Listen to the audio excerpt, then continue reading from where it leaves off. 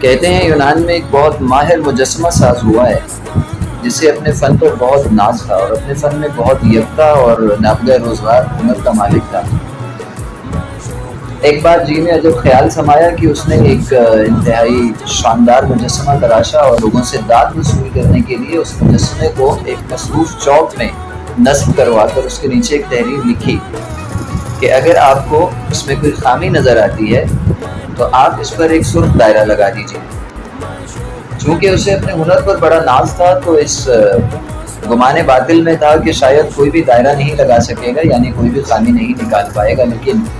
اگلے دن جب وہ اس مجسمے کو دیکھنے کے لیے گیا تو مارے حیرت کے اس کی سٹی گم ہو گئی کہ سارا مجسمہ سرخ دائروں سے بھرا پڑا تھا۔ انتہائی رنجیدہ ہوا اور انتہائی غم اور دکھ کی حالت میں اپنے استاد کے پاس پہنچا اور کہا کہ استاد محترم،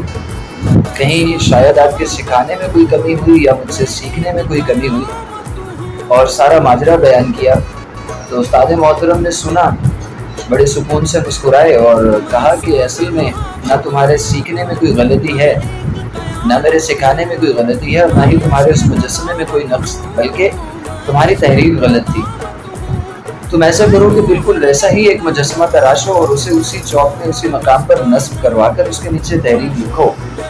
کہ اگر آپ کو اس میں کوئی خامی نظر آتی ہے تو براہ کرم ہتھوڑی اور چھینی اٹھائیے اور اس میں تصحیح کر دیجیے، اس کی درستی کر دیجیے۔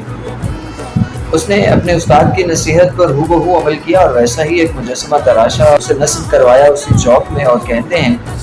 کہ مرتے دم تک وہ آرٹسٹ، وہ مجسمہ تراش اس انتظار میں رہا کہ کہیں کوئی ایک سرخ دائرہ بھی اس کے بنائے ہوئے اس مجسمے پر اسے نظر آ جائے۔ خامیاں تلاش کرنا، عیب جوئی کرنا بہت آسان ہوتا ہے،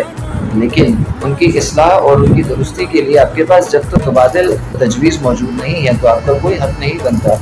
لوگوں کی تخلیقات میں، لوگوں کے ہنر میں، آپ لوگوں کے کیے ہوئے کاموں میں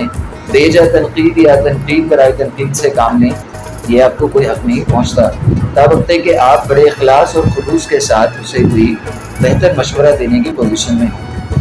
آج یہ دو خیالات ایسے ہی بیٹھے بیٹھے مجھے ذہن میں آئے تو میں نے سوچا اپنے ویورز کے ساتھ شیئر کروں۔ اجازت دیجیے اگلے بلاگ تک کے لیے،